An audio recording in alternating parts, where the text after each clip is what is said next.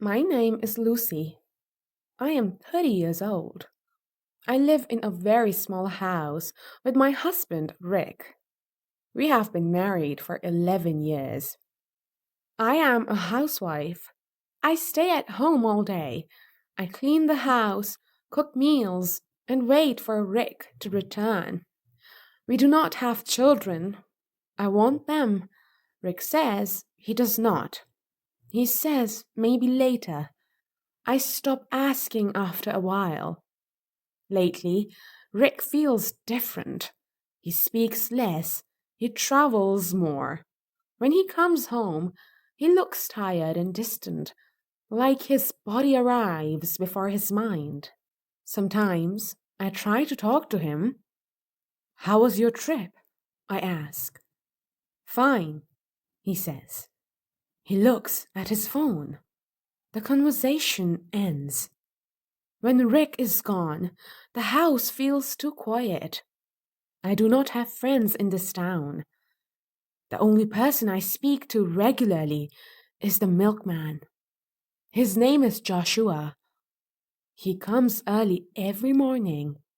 The sun is barely up. He places the bottles by the door. Some mornings, I open the door before he leaves.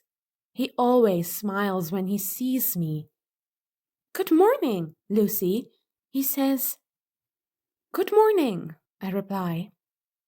At first, we only talk for a moment, about the weather, about nothing important.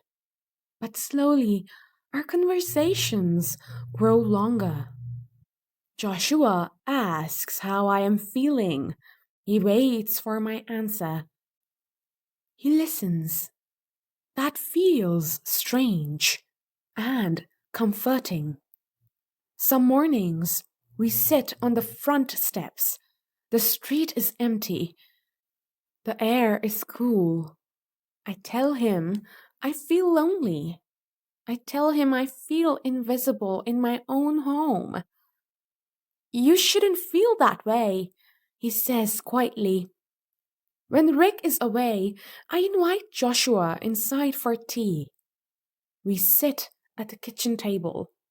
We talk for hours.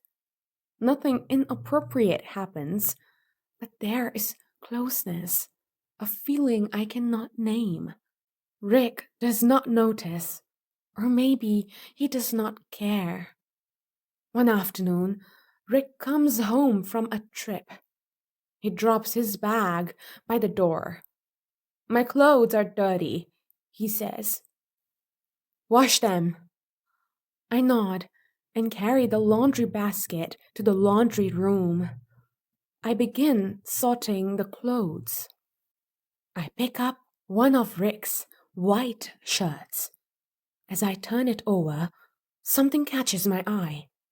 A red mark on the collar. I move the shirt closer. My heart begins to beat faster. It is lipstick. It is not mine. I stand there holding the shirt. Rick is in the other room. I can hear his voice. He is laughing. That night, I lay awake beside him. He turns his back to me.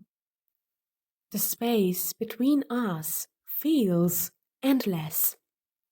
A few days later, Rick leaves again. Another work trip. He does not tell me where he is going. The days pass slowly.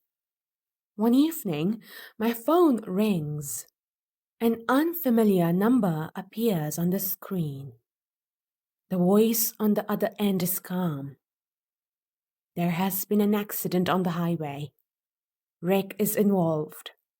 There is another woman in the car. They do not survive." After Rick's death, my body changed. I felt weak. I felt sick.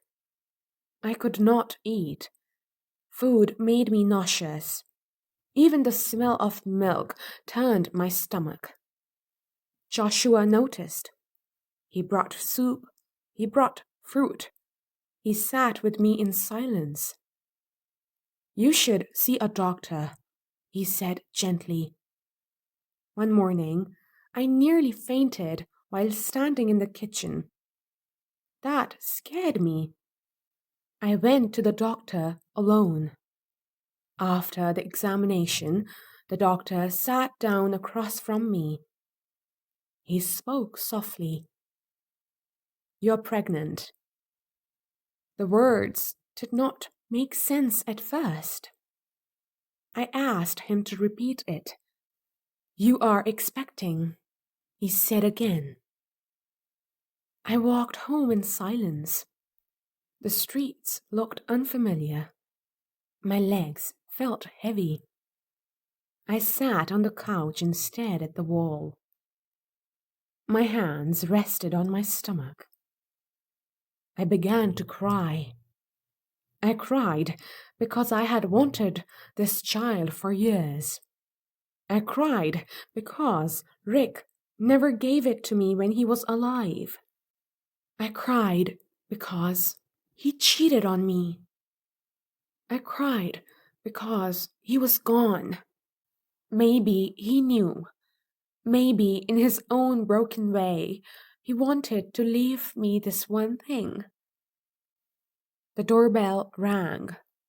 Joshua stood outside. He took one look at my face and knew something was wrong.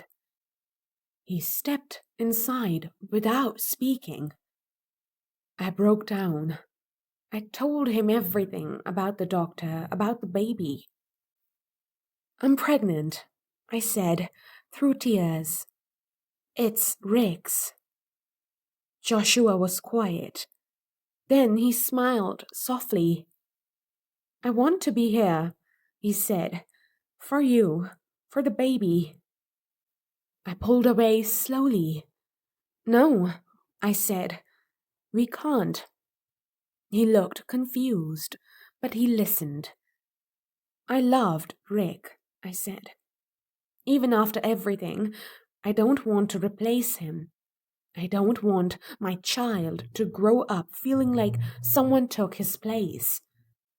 Joshua nodded. I'll stay as a friend, he said. That's enough. From that day on, Joshua stayed. He helped me when I was tired. He walked with me to appointments.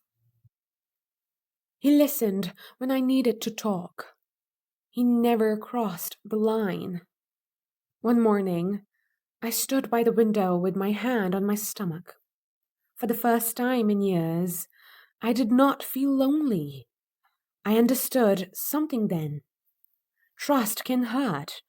Love can fail. But even in loss, life can begin again.